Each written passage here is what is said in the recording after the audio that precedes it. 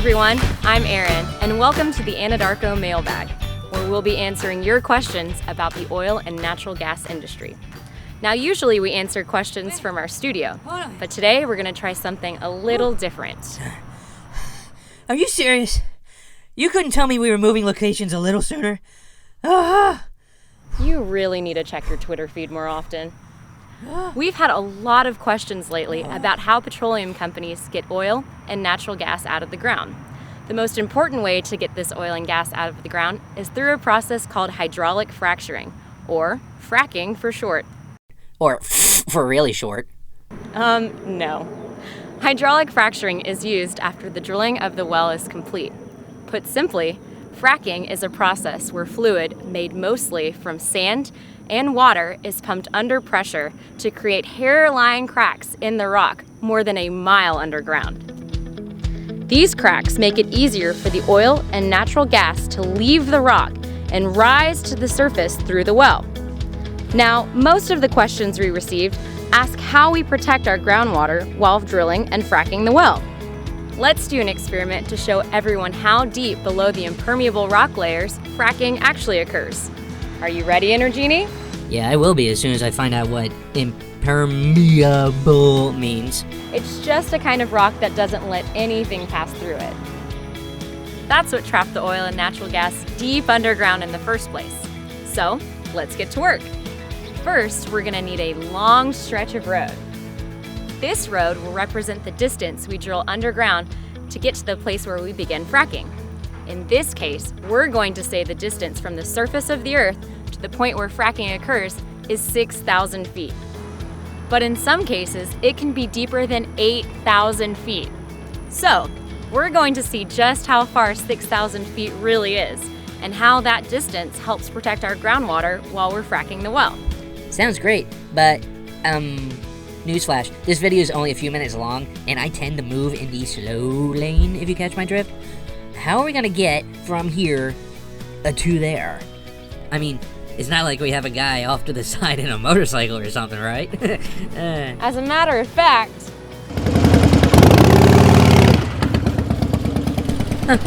It's almost like this was scripted ahead of time.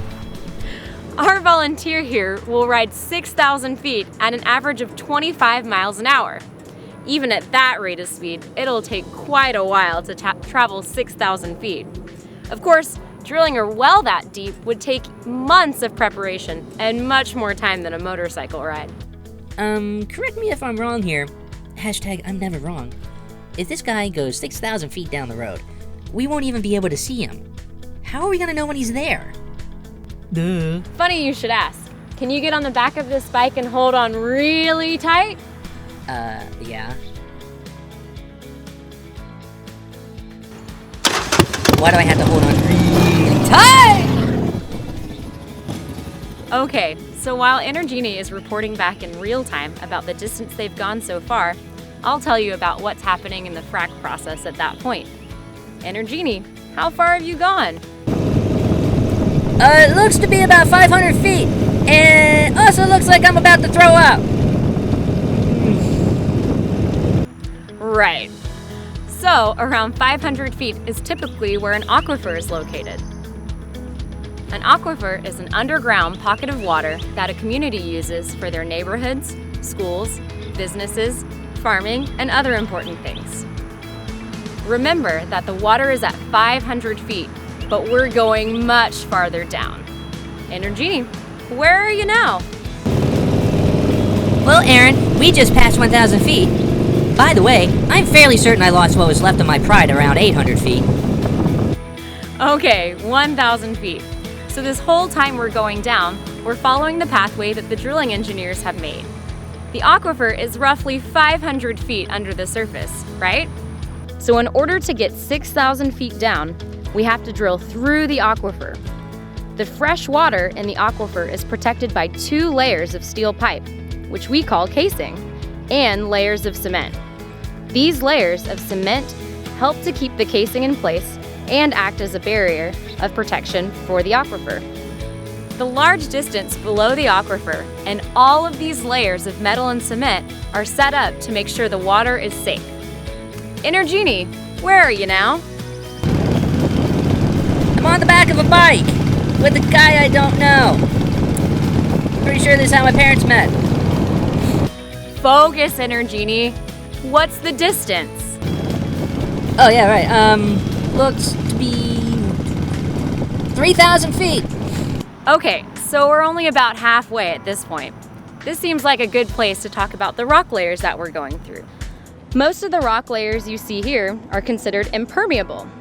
That means that it doesn't allow fluids to go in or out, so they can't help us get the oil and natural gas out of the ground. But the kind of rock that we're looking for is called reservoir rock. That's the kind of rock that holds oil and natural gas. The most important thing about reservoir rock is that it has a high rate of porosity. Porosity means that the rock has lots and lots of microscopic holes in it, kind of like how a sponge has holes. These holes, or pores, have to be connected together so that the oil and natural gas can move from one pore to the other. Unless the oil and gas can move from pore to pore, they're going to remain stuck in the rock. Now where are you, Energenie? Aaron, it looks like we're closing in on 5,000 feet. And by the way, never smile when you're riding a motorcycle. See? And I bet you thought there wouldn't be snacks. Okay, 5,000 feet. We're getting close to the point where we'll make our horizontal turn.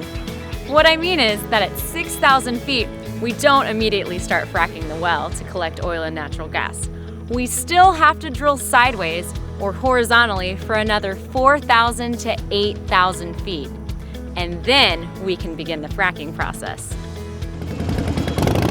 Okay, whoa! Whoa, Silver. Whoa. Alright, so here we are at 6,000 feet. Stay. Yeah, stay. Good boy. Stay. Good boy. Okay.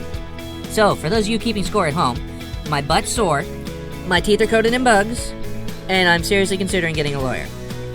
Let's just say we went the extra 8,000 feet, and we're ready to frack the well.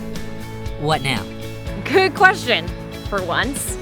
Controlled charges are set off, which helps us begin the process of breaking up the reservoir rock.